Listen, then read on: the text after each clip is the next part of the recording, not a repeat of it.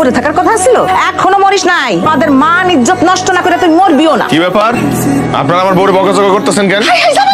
জামাই বসো বসো বসো। অস্থির না, অস্থির না। কেমন আছে বাবা? বউ ছাড়া কিভাবে ভালো থাকে? আচ্ছা ভালো কথা, আপনারা আমার বউরে বকাঝকা করতেছিলেন কি লিগা? হ্যাঁ, আমি কি কইছি আমি বলবো না? আমি কইছি আমি অজ্ঞান বলবো না। বউ যখন নিজের ইচ্ছায় হাসি খুশি মনে আমার কাছে আইতে চাইবো, তখন আমি বলে লইতে হবো।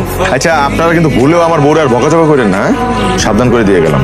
আর বউ, তোমার সাথে আমার ফোনে বিস্তারিত আলোচনা। বৌমা কই? এগোবারই আনুস নাই না, তাহলে গেছিলি কেন? আর রাত একলা বাসর করলাম। বউটারে দেখতে মন চায় না, তার উপর অজ্ঞান অবস্থায় থুই আইছিলাম। জ্ঞান ফেরার পর বউটা কেমন আছে এটা জানা স্বামী হিসেবে তো আমার দায়িত্ব। আমার স্বামী হিসাবে আমি নতুন হইলেও দায়িত্ব জ্ঞান কিন্তু আমার নতুন না। হারামজাদা পোলা, গেছিলি যখন তখন বৌমারে সাথে করে নিয়ে আনুস নাই কেন? আনমনে এত তারা না, এটা কোনো চাকরি না যে মাসের 1 তারিখেই জয়েন করতে হইব। ধীরে সুস্থে জয়েন করবে, সমস্যা কি?